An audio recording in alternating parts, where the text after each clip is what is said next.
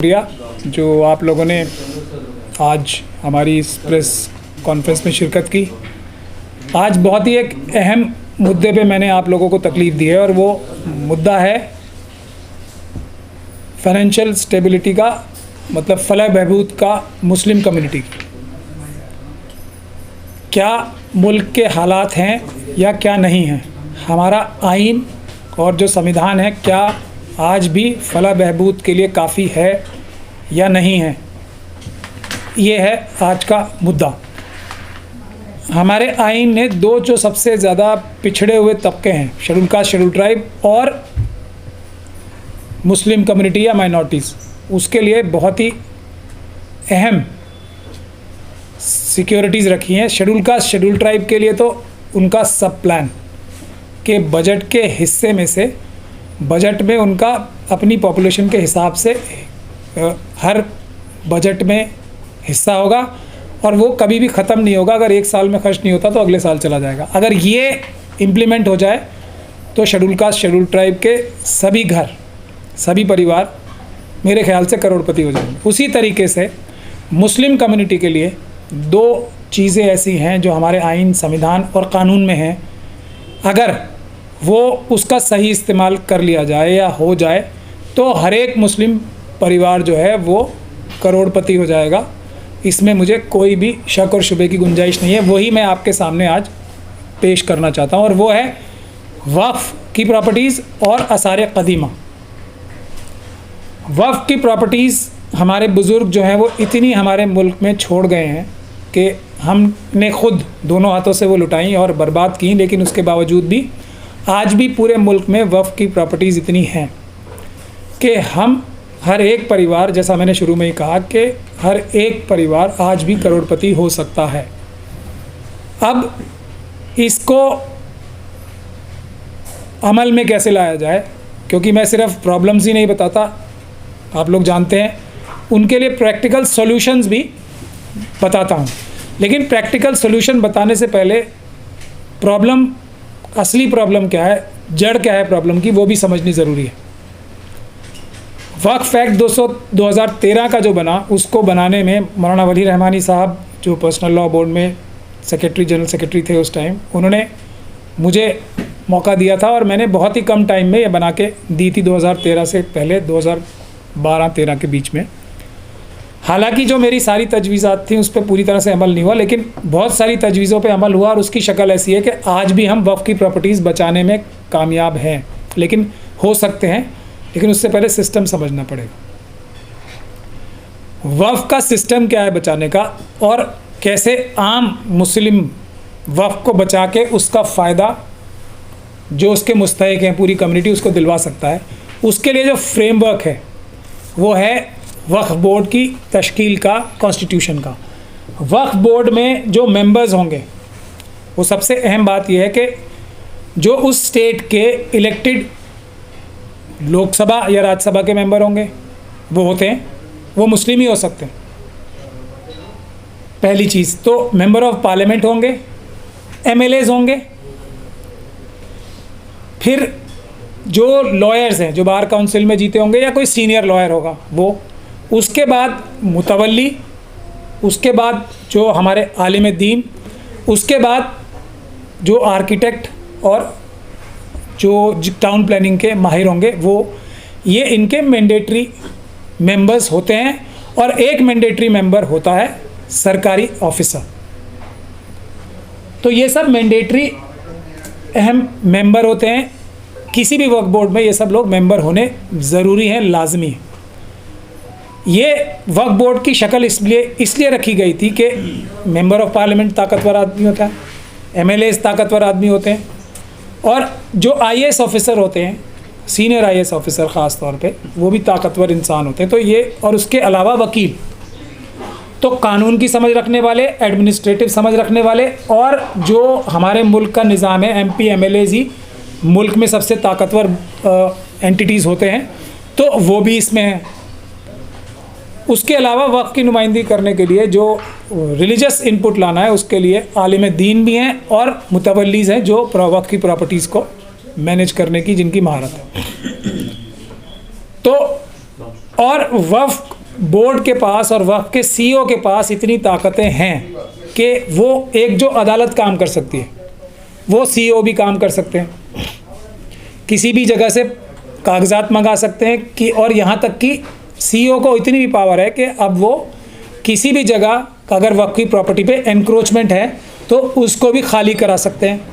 जो वक्फ की प्रॉपर्टीज़ हैं सारी जो गज़ट में हैं, उनको सब प्रॉपर्टीज़ को दाखिल खारिज रेवेन्यू रिकॉर्ड में भी ऑटोमेटिक होने का प्रावधान इस एक्ट में है।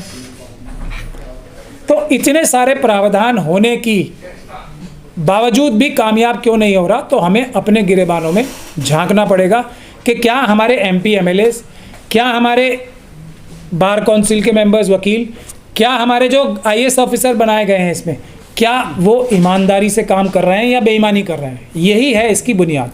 अब ये जितने भी नुमाइंदे हैं वो मुस्लिम कम्युनिटी को रिप्रेजेंट करते हैं और आंसरेबल हैं मुस्लिम कम्युनिटी को। तो क्या हमने अपने एमपी एमएलएस के कान उमेठे, क्या हमने अपने वकीलों के कान उमेठे, क्या हमने आईएएस ऑफिसर्स के कान उमेठे?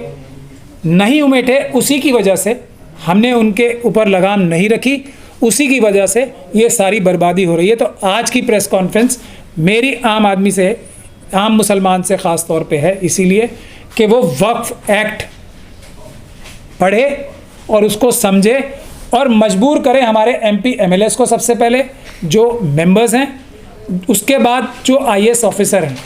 ज़्यादातर मेंबर्स जो हैं इसमें गलती करते ही पाए जाएंगे। अब इसमें दो तरह की चीज़ें हैं।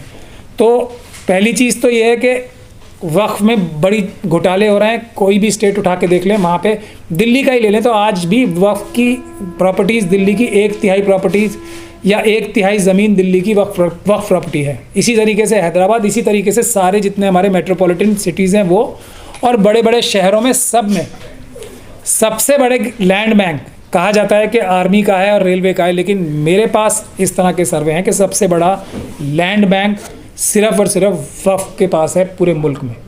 और सब की सब प्रॉपर्टीज़ जो हैं प्राइम प्रॉपर्टीज़ पे हैं, जो सबसे कीमती प्रॉपर्टीज़ हैं वही वक्फ प्रॉपर्टीज़ हैं।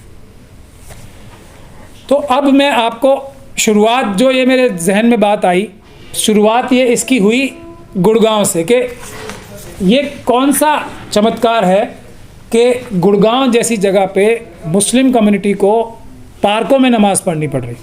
तो मैंने हरियाणा का ही पहले रिसर्च किया, हालांकि मेरे पास पूरे मुल्क के कमोबेश सभी जगहों का रिसर्च का ज़ख़ीरा है, लेकिन मैं आप सब लोगों को भी दिखाना चाहता हूं कि गुड़गांव की क्या हालत है।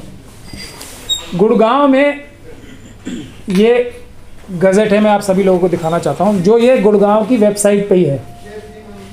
जो वक्फ की प्रॉपर्टीज़ हैं गुड़गांव की, ये उसी की वेबसाइट पे है। ये लिस्ट है मस्जिदों की जो गुड़गांव में मस्जिदें हैं। जो पूरे हरियाणा में मस्जिदें हैं, वो टोटल मस्जिदें हैं पूरे हरियाणा में 4262, और उसमें से ये जो सीरियल नंबर है मैं भी आपको दिखाता हूँ, 1060 से 1144 तक 84 मस्जिदें सिर्फ गुड़गांव में, 84 मस्जिदें ज़िले गुड़गांव में। और हरियाणा में जो गुड़गांव की प्रॉपर्टीज़ जो हैं, जो वक्फ की प्रॉपर्टीज़ हैं, जो अर्बन गुड़गांव में, वो हैं 202 और 44 प्रॉपर्टीज़ अर्बन गुड़गांव में। और सब प्रॉपर्टीज़ जो हैं बड़ी बड़ी हैं, वो भी मैं आपको दिखाता हूँ। पहले मैं आपको मस्जिदों की लिस्ट दिखा दूँ। ये पूरी टोटल मस्जिदों की लिस्ट है, जो लोग देखना चाहें। और ये 1060 से लेकर 1144 तक जो है 84 मस्जिदें गुड़गांव डिस्ट्रिक्ट में हैं।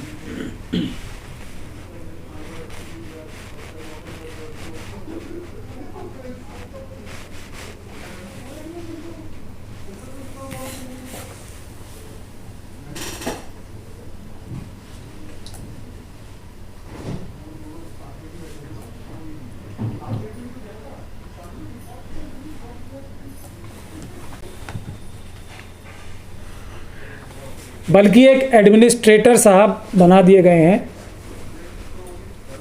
जो ये है वक्फ की प्रॉपर्टी स्कीम की लिस्ट।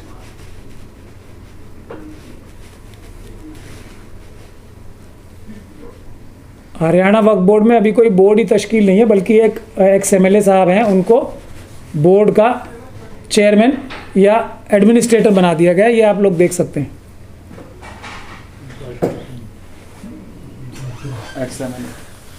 अब इसकी क्या वजह हो सकती है आप लोग खुद सोच लें और ये क्या काम कर सकते हैं इसकी बात आप खुद सोच लें कि बोर्ड ही नहीं बनाने को तैयार है हरियाणा सरकार। तो ये तो हो गया। अब लिस्ट ऑफ प्रॉपर्टीज में भी दिखा दूं आपको।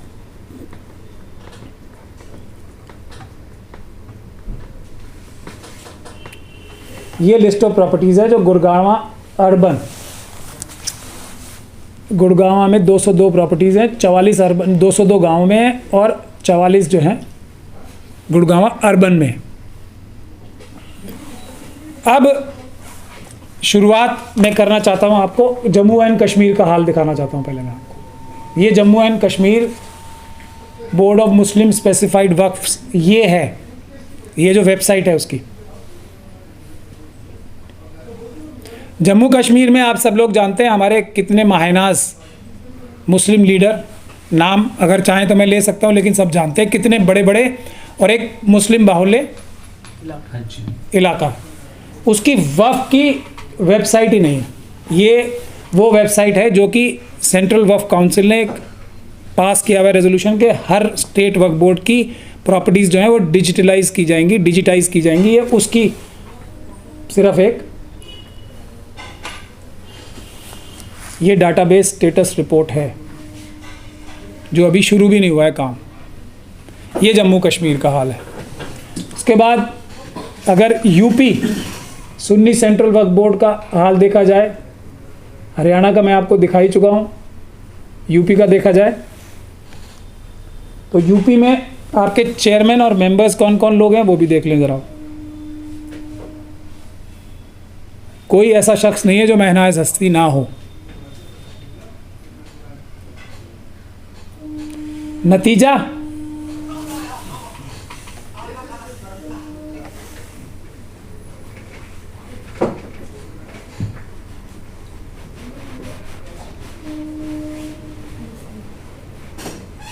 यह है कि इसमें भी अभी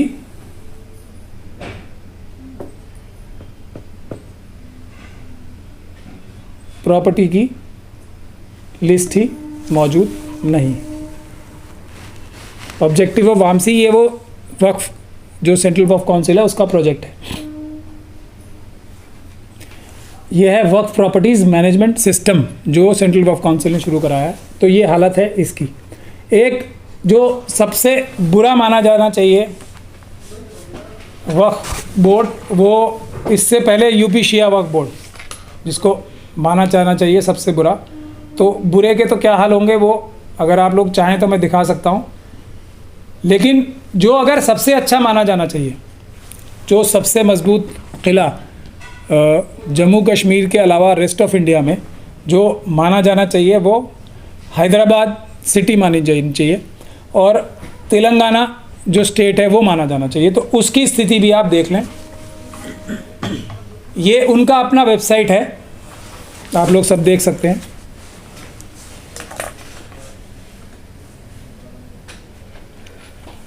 तो सबसे पहले मैं आदिलाबाद का जो इसमें प्रॉपर्टीज़ की ये लिस्ट है प्रॉपर्टीज़ की, जिसमें ये है कि रजिस्टर्ड ये indicative statement showing particulars of encroachment of waqf institutions and its attach properties in Telangana. Adilabad में टोटल वक्फ प्रॉपर्टीज़ की जो आइडेंटिफिकेशन हुई है वो टोटल एरिया इन एकड़ है 10,119.33 ये टोटल एरिया है आदिलाबाद में। उसमें से 9,189.12 एनक्रोच्ड है, ये इनकी अपनी वेबसाइट बता रही। हैदराबाद में 1785 एकड़, हैदराबाद सिटी में 1785 एकड़, आप लोग समझ सकते हैं कितनी वैल्यू का होगा। उसमें से 1469.28 एरिया अंडर एनक्रोचमेंट।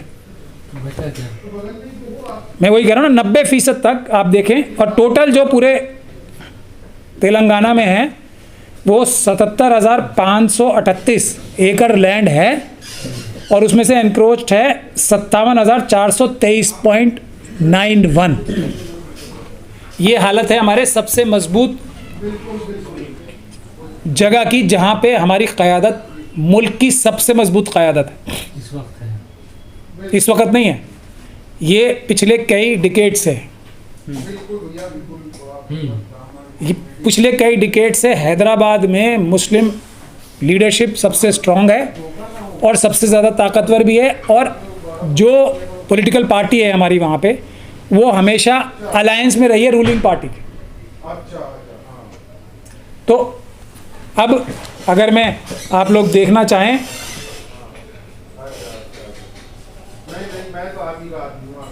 आज उसके मेंबर्स कौन है, तो आज भी देख सकते हैं आप।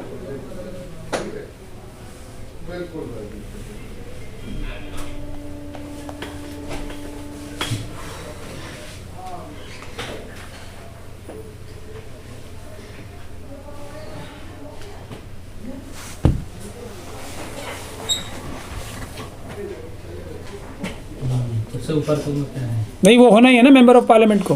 हाँ। और कब्जा करने वाले में तो मुस्लिम ही होंगे सर। नहीं, ज़रूरी नहीं है वो, अक्सरियत होगी लेकिन। अक्सरियत जो है आज भी, इसीलिए मैं कह रहा हूँ ना कि ये अभी लॉस्ट कॉज नहीं है, मतलब ये हारी हुई लड़ाई नहीं है। आज भी सभी जगह सरकारी इदारे ही अच्छा। सबसे बड़े एनक्रोचर हैं।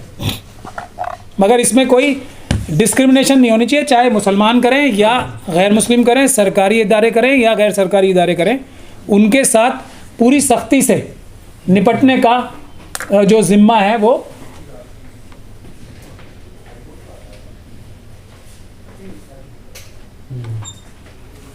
जो है वो कानून में मौजूद है। इसके अलावा अगर आप लोग देखना चाहें तो और भी बहुत सारे वक्फ हैं। दिल्ली में हम सब लोग बैठे हैं, अगर आप चाहें तो उनका भी हाल मैं दिखा सकता हूं आपको। दिल्ली की बात आप लोगों ने की थी, दिल्ली वक्फ बोर्ड की जी, तो उनकी सबकी वेबसाइट से ही पता लग जाएगा ना आपको कि कितने लोग एक्टिव हैं, क्या हो रहा है क्या नहीं हो रहा। ये कर्नाटक की है।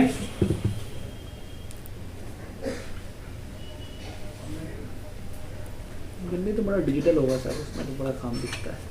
हाँ, तो आप सही कह रहे हैं। दिल्ली का ही दिखा दूं पहले मैं आपको, कितना ज़बरदस्त डिजिटल है। ये दिल्ली वक्फ बोर्ड का फेसबुक पेज है। अब आपने दिल्ली का है तो मैंने सबका निकाल के रखा हुआ है। जो इसके अलावा कोई दिल्ली वक्फ बोर्ड की वेबसाइट है, मगर वो वामसी वाली है जो मैंने अभी आपको दिखाई थी, जम्मू एंड कश्मीर की। उसमें कोई, अभी मैं आपको खोल के दिखाऊंगा। ये है, आप लोग पढ़ लें क्या इसमें दिल्ली वक्फ बोर्ड कितनी ज़बरदस्त तरीके से डॉक्टर आशीष गोयल जो हैं बुराड़ी हॉस्पिटल में डेंगू से निपटने के लिए कार्रवाई कर रहा है। ये सबसे टॉप पे है दिल्ली वक्फ बोर्ड के। उसके बाद देखा जाए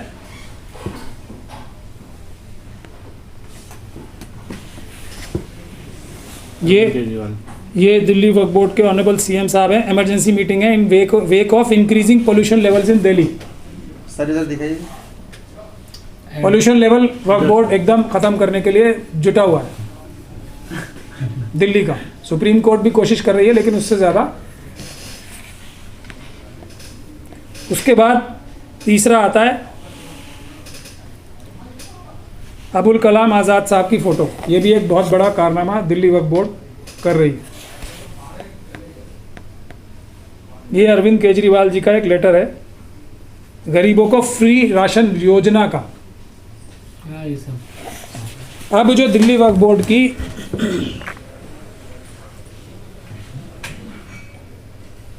ये है दिल्ली वक्फ बोर्ड की वेबसाइट ऑफिशियल।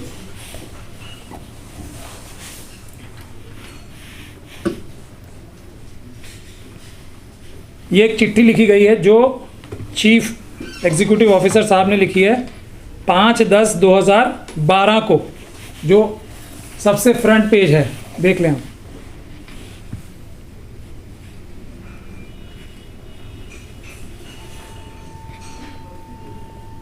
ये दिल्ली वक्फ बोर्ड की वेबसाइट। ये राजधानी का हाल है हमारी।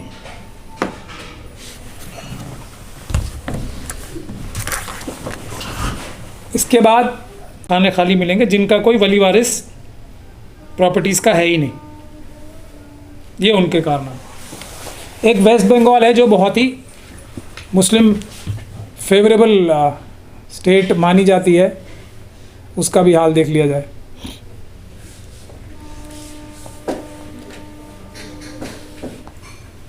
इसमें एक जनाब ऑनरेबल रिटायर्ड जस्टिस साहब हैं जो चेयरमैन है।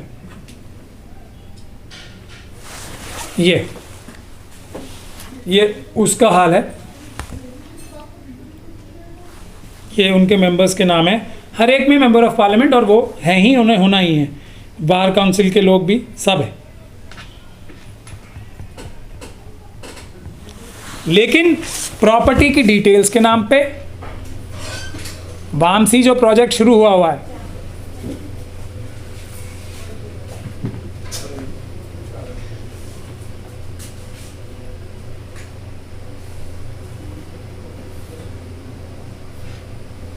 आज भी मौजूद है कि अपनी स्टेट में हर एक मुसलमान परिवार को करोड़पति बना सकता है। तो इसमें मेरी गुजारिश जो अल्टीमेटली मैं करना चाहता हूँ, इसकी वजूहात ये हैं कि इस वक्फ एक्ट को, जो कि एक सबसे मजबूत तरीन एक्ट तो नहीं है, लेकिन इस वक्फ एक्ट को भी इम्प्लीमेंट जो किया जा रहा है वो बहुत ही ज़्यादा, इससे ज़्यादा अच्छा लफ्ज़ मुझे मिल नहीं रहा, इससे ज़्यादा सॉफ्ट लफ्ज़ भी नहीं मिल रहा। मैं कोशिश बहुत कर रहा हूँ, लेकिन ये कहे बगैर मैं अपना मैसेज ही नहीं दे पाऊँगा कि बेईमानी के साथ, एक भी वक्फ बोर्ड ऐसा नहीं है जो बेईमानी के साथ कार्रवाई नहीं कर रहा हो, जो ईमानदारी से काम करने की तो बात छोड़ दीजिए, एक भी वक्फ बोर्ड ऐसा नहीं है जो बेईमानी के साथ काम ना कर रहा हो।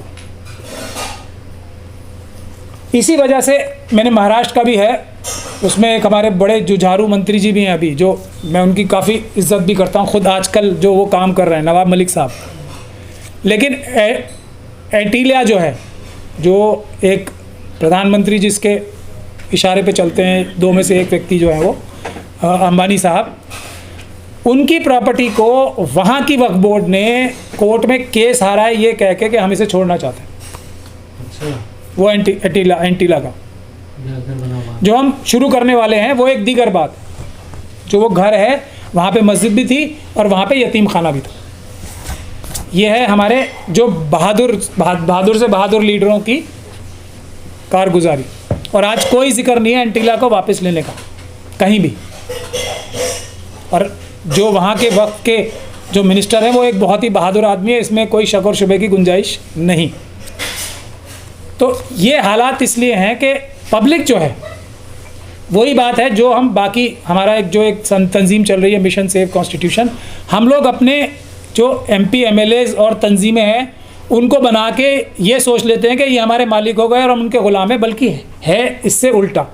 तो अगर हम अपने MP MLAs को, वक्फ बोर्ड को कम से कम ध्यान से जाके एक टीमें बन जाएं हमारी, जो जाके वक्फ की कारगुजारियों पे नज़र रखे और उसको मजबूर करे कि वक्फ के एक्ट के तहत आप चलोगे, तो मैं ये समझता हूँ कि कोई दूसरा काम करने की ज़रूरत नहीं पड़ेगी। हमारे अपने स्कूल्स होंगे, हमारे अपने एजुकेशनल इंस्टीट्यूशंस होंगे, हमारे अपने मॉल्स होंगे जहाँ हमारी दुकानें होंगी, हमारे अपने इंडस्ट्रियल, मैं बोलूँ कि SEZ होंगे बड़े बड़े, जहाँ पे हम लोग अपनी फलाह बहबूद के लिए काम करेंगे, अपने जो कमज़ोर तबके हैं उनके लिए काम करेंगे। बल्कि अगर हम वक्फ का ठीक से इस्तेमाल करें, तो मैं पूरी जिम्मेदारी के साथ ये कह रहा हूँ कि हम गवर्नमेंट ऑफ इंडिया को और स्टेट गवर्नमेंट्स को ग्रांट इन एड और लोन देने की स्थिति में भी होंगे कि जो दूसरे मजलूम लोग हैं, SC ST और जो OBC के लोग हैं, उनके लिए भी फलाह बहबूद की अगर कोई स्कीम्स बनती हैं तो हम उसमें भी मदद करें, और उसमें भी गवर्नमेंट को इंटरेस्ट फ्री लोन्स तक देने की ताकत और हैसियत सिर्फ वक्फ की प्रॉपर्टीज़ में इंडिया में है। लेकिन ज़रूरत इस बात की है कि हम इसके बारे में रेगुलर अब प्रेस के ज़रिए से भी और दूसरे ज़रिए से भी इंडिविजुअली भी बताएंगे कि किस किस क्या क्या ताकत है एक आम मुसलमान की, क्योंकि वक्फ की प्रॉपर्टी सब मुसलमानों का है, असल में तो किसी मुसलमान की नहीं है, अल्लाह ताला की है, लेकिन इसको हिफाजत करने की जिम्मेदारी हर एक मुसलमान की है, और इससे हर एक मुसलमान और हर एक मुस्लिम फैमिली का फलाह बहबूद भी होगी। हम जो दिन भर दिन रात मेहनतें कर रहे हैं अपने दूसरे कामों में, उससे अगर हम एक 10वां हिस्सा भी इसमें भी लगाएंगे तो हर जो भी काम और शोबा इख्तियार कर रही है मुस्लिम कम्युनिटी उसमें फ़ायदा होगा। ये मेरी गुजारिश है और इसके बारे में मैं डिटेल्ड आपको सबको बार बार आपको भी तंग करेंगे और बार बार अपनी हम वीडियो जारी करके भी एक एक इशू पे बताएंगे कि किस इशू पे किस तरीके से काम होना चाहिए।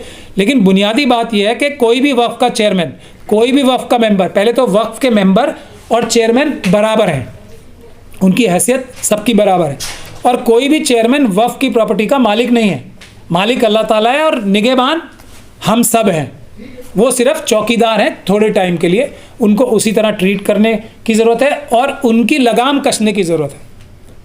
जी मैंने आपको सबको दिखा दिया कि ऐसी ऐसी माहनाज हस्तियाँ जो बड़े बड़े तकरीरें करते हैं, बड़े बड़े मरसिया ख़ान हैं बहुत बड़े बड़े, और जो मातम करने में बहुत बहुत एक्सपर्ट हैं, लेकिन क्या वॉक द टॉक कोई कर रहा है, वो है ज़रूरत। और इसमें मैं नहीं समझता कि सरकारों की गलती इतनी बड़ी है, गलती हमारी है इस काम में तो कम से कम कि हमारे अपने लोग बावजूद इस कानून के इस पे अमल नहीं करा पा रहे हैं। आप किसी भी स्टेट का कोई भी एग्जांपल मुझसे पूछना चाहें, मैं हर स्टेट के आपको एग्जांपल, आसाम से लेकर गुजरात तक, गुजरात की भी वेबसाइट मैंने खोल रखी है, उसकी भी कोई वेबसाइट ही नहीं। गुजरात में इतनी वक्फ प्रॉपर्टीज़ हैं कि वहाँ भी हर एक मुस्लिम फैमिली करोड़पति हो।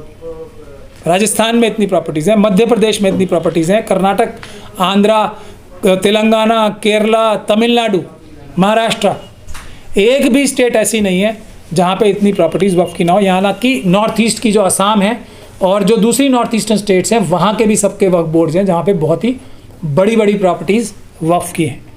तो मेरा कहने का मतलब ये है कि अगर हमें अपनी हिफाजत करनी है तो उसके लिए हमें फाइनेंशियली भी और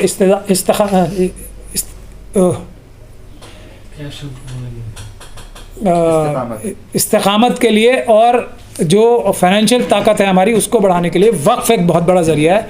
इसके लिए हमें सबको टाइम देना चाहिए और मुहिम छेड़नी चाहिए कि हम अपने लीडरान के ऊपर लगाम रख सकें। दूसरी है जो आसार क़दीमा की मस्जिदें हैं, आर्कियोलॉजिकल सर्वे के अंदर जो आती है, उसमें एक बड़ी तंजीम को मैंने लीगल ओपिनियन भी दिया था कि कोई भी कानून ऐसा नहीं है जो मुस्लिम कम्युनिटी को वहाँ नमाज पढ़ने से रोकता हो। ये गैर कानूनी तरीके से एडमिनिस्ट्रेटिव ऑर्डर झूठे निकाल कर कानून के बरखिलाफ़ जाकर ये नमाज पढ़ने से रोका जाता है और उसकी वजह से जो ये हालात हैं इनकी, अब जामा मस्जिद का लेटेस्ट एग्जांपल आपने देखा है, हालांकि वहाँ नमाज पढ़ने की इजाज़त है लेकिन हालात आपने देखिए कि आसार क़दीमा यानी कि आर्कियोलॉजिकल सर्वे ऑफ इंडिया जिसकी ज़िम्मेदारी है जामा मस्जिद की हिफाजत करना, उसकी रख रखाव करना, वो गायब है। और इस तरह हर एक आसार क़दीमा की प्रॉपर्टी को बर्बाद किया जा रहा है क्योंकि आर्कियोलॉजिकल सर्वे ऑफ इंडिया बिल्कुल ही निगलेक्ट कर रही है और उसमें बल्कि उसकी चौकीदारी भी ठीक से नहीं कर रही। तो वो सब बिल्डिंगें तबाह और बर्बाद हो रही हैं। वहाँ पे क्रिकेट खेले जा रहे हैं, वहाँ पे लोग जाके वहाँ पे पता नहीं क्या क्या लिख रहे हैं, तोड़ रहे हैं, फोड़ रहे हैं, सब कुछ चल रहा है। तो आसार क़दीमा का टोटल फेलियर है। नमाज पढ़ना मस्जिदों में आसार क़दीमा की जो एक्ट का लीगल ओपिनियन एक बड़ी तंजीम को मैंने दिया था, ज़रूरी हिस्सा है। अगर आप मस्जिद बचाना चाहते हैं तो उसके साथ नमाज भी उसका हिस्सा है मस्जिद का। जैसे कोई भी आसार क़दीमा की बिल्डिंग बनी है तो उसके साथ कनेक्टेड जो उसकी एक्टिविटी है वो भी आसार क़दीमा को प्रोटेक्ट करना उसकी ज़िम्मेदारी है। ऐसा आसार क़दीमा का कानून है कि जैसे अगर कोई दरगाह है तो वहाँ पे अगर जाके फातिहा ख़ानी नहीं होती है तो वो आसार क़दीमा का काम अधूरा है। मस्जिद है वहाँ नमाज नहीं होती तो आसार क़दीमा का काम अधूरा है, काम भी अधूरा है। और अगर मस्जिदें अलाइव रहेंगी तो उसकी फलाह बहबूद और उसका रख रखाव भी बेहतर तरीके से होगा। वरना आप लोग जाके देख सकते हैं वहाँ क्या मकड़ियों के जाले लगे हुए हैं और जो परिंदे हैं वहाँ उन्होंने अपने जो घोंसले बना रखे हैं, जो हालात है वो आपके सामने है। तो ये दो बुनियादी चीज़ें हैं, तो नमाज पढ़ने की और जो आसार क़दीमा की प्रॉपर्टी है उसका भी रख रखाव करने की ज़िम्मेदारी मैं समझता हूँ मिल्लत को और मुस्लिम कम्युनिटी को ख़ुद करनी चाहिए। नमाज भी पढ़ने को मिलेगी और कोई रोक टोक नहीं है। इसके लिए भी एक तहरीक शुरू करने की ज़रूरत है। ये बात मैं आज आप लोगों को इसलिए भी बुलाया सबको कि हम लोग सिर्फ़ जो ख़ास तौर पे हमारा ऑफिस आपको सबको यही लगता होगा कि सिर्फ़ जो एक तरह से बचाव का और दिफा का काम है उसी में, और जो एक जुस्तजू का काम है उसी में लगे हुए हैं। ऐसा नहीं है। हम लोग फलाह बहबूद के काम भी बहुत करते हैं और ये चाहते हैं कि ये दोनों चीज़ें एक साथ रहें, ग्रोथ भी साथ में हो, डेवलपमेंट भी साथ में हो और हिफाजत भी साथ के साथ हो। इसीलिए मैंने आप सब लोगों को तकलीफ़ दी। अब आप कोई सवाल पूछना चाहें तो मैं आप लोगों को बहुत बहुत you are most welcome to ask any question you want. Haryana में हालात ये हो गए कि नमाज पढ़ने से आपने कहा कि उसी के बाद आपने ये सब सोचा भी है, तो वहाँ जो आपने बताया कि कुछ 84 प्रॉपर्टीज वक्फ की जो वहाँ मौजूद हैं और बहुत बड़ी तादाद ऐसी भी है जो शायद जो लिस्ट में नहीं है लेकिन वो वक्फ की जो है ज़मीन है। कई सालों से जो है एक तंजीम जो है लड़ाई लड़ रही है कि वहाँ मस्जिद के लिए जगह दी जाए, हालांकि उसको बनाने के लिए पैसा भी तंजीम बोल रही है कि वो खुद ही लोग इकट्ठा हो पाएंगे, लेकिन वो जगह नहीं मिल पा रही है। इस मामले को आप कैसे देख रहे हैं और यहाँ क्या किया जा सकता है? हरियाणा जो है वो हमारे सामने ताज़ी जगह है, मतलब ताज़ा एग्जाम्पल है। आने वाले वक्त में हो सकता है कि दूसरे स्टेट भी इसी तरह के हालात पेश आने लगे हमें कि हमें मसाजिद, क्योंकि जो हैं उनके साथ क्या हो रहा है वो भी आपको मालूम है, और वहाँ भी हमें मसाजिद का जो मुद्दा है वो दिखने लगे। इसमें दो मुद्दे हैं। पहली चीज़ तो है जो आज का जो आरएसएस और मनुवादी मानसिकता की सरकारें हैं चारों तरफ, उसका एक तो एंगल है ही, और वही मैं पहले बता देता हूँ आपको, लेकिन जिम्मेदारी मैं आपको अपने ऊपर आती है, फिर बाद में बताऊँगा। एक टाउन प्लानिंग या कोई भी प्लान्ड ग्रोथ होगी तो उसमें रिलीजियस प्लेसेस का और सभी मज़हबों की रिलीजियस प्लेसेस का प्रोविज़न होता है।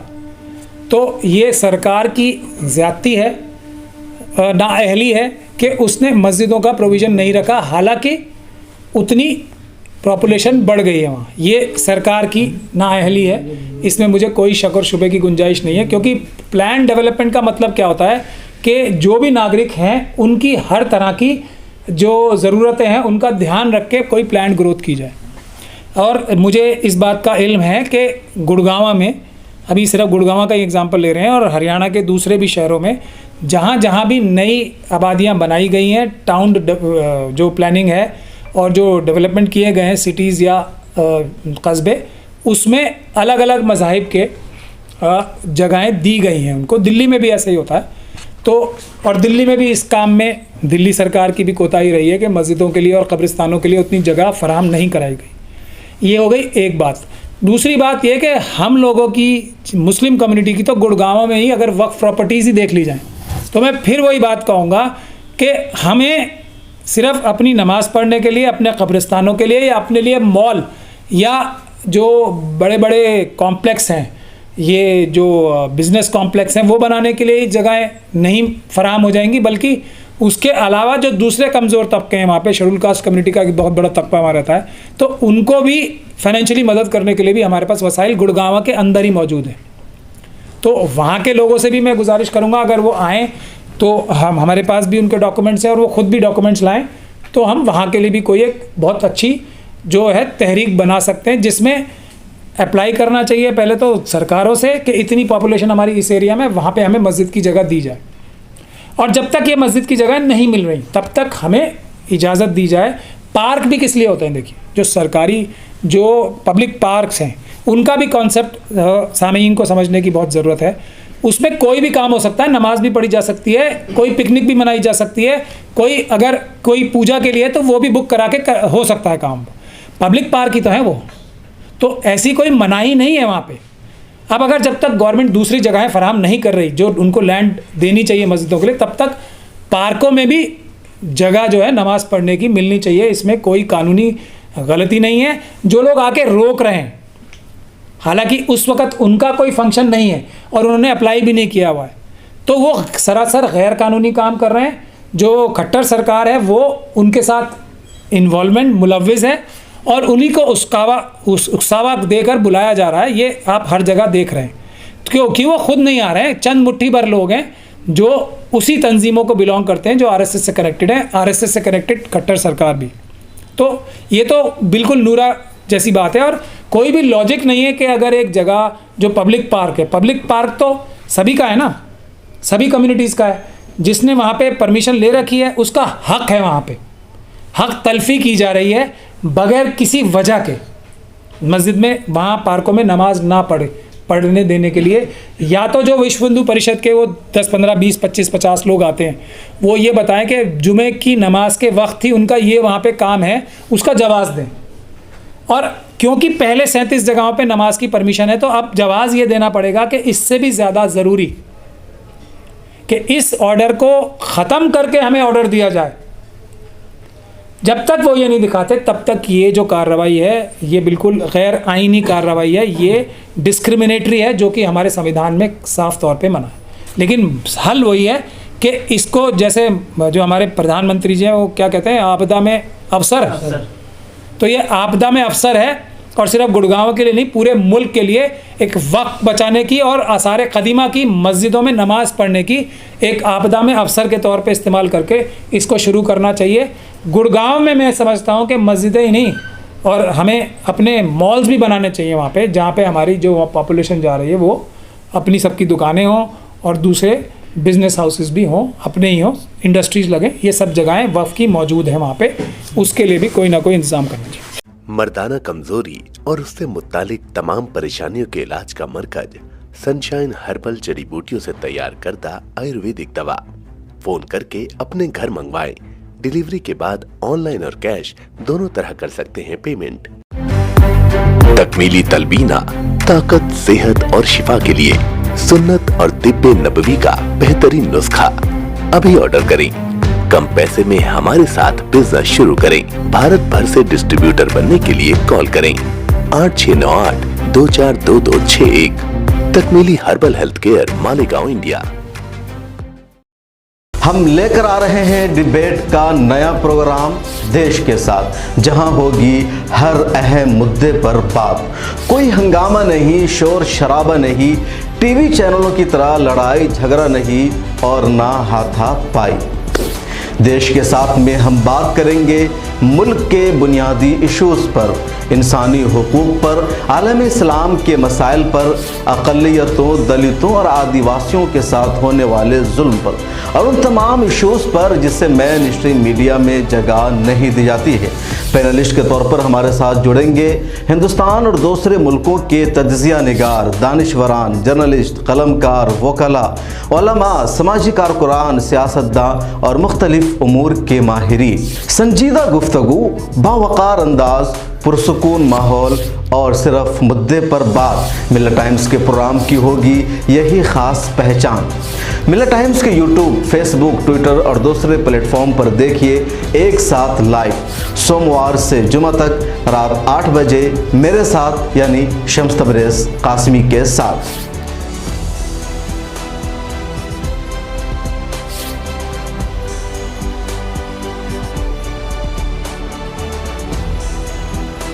हमारी वीडियोस देखने के लिए बेहद शुक्रिया। मिल्लत टाइम्स की खबरें पढ़ने, सुनने और देखने के लिए गूगल प्ले स्टोर से ऐप डाउनलोड करें। यहां आप उंगली की क्लिक में पढ़ सकते हैं 4 ज़बानों में न्यूज़, उर्दू, हिंदी, अंग्रेज़ी, बंगला। आप ऐप पर मिल्लत टाइम्स की वीडियोस भी देख सकते हैं। अगर आप YouTube पर देख रहे हैं तो रेड बटन को दबाकर चैनल को सब्सक्राइब करें और बेल आइकन ज़रूर दबाएं। फेसबुक पर देख रहे हैं तो पेज को लाइक और फॉलो ज़रूर करें। ट्विटर और इंस्टाग्राम पर भी मिल्लत टाइम्स को फॉलो करें। मिल्लत टाइम्स की स्टोरीज हासिल करने के लिए टेलीग्राम और व्हाट्सएप पर बराह रास्त हमारे साथ जुड़ सकते हैं। हमारे काम से आप मुतमईन हैं तो इसे जारी रखने और मजबूत बनाने के लिए हमें सपोर्ट करें। स्क्रीन पर दिख रहे और डिस्क्रिप्शन में दिए गए अकाउंट नंबर पर मिल्लत टाइम्स को अपनी रकम भेज सकते हैं। अगर आपके इलाके का कोई मामला है, आपकी मसाइल को मीडिया में जगह नहीं दी जा रही है, तो हमें ईमेल करें या व्हाट्सएप पर मैसेज करें। हम उठाएंगे आपकी आवाज़। मिल्लत टाइम्स मतलब मजलूमों की आवाज़, नफरत के खिलाफ जंग, फर्जी खबरों से निजात। www.millattimes.com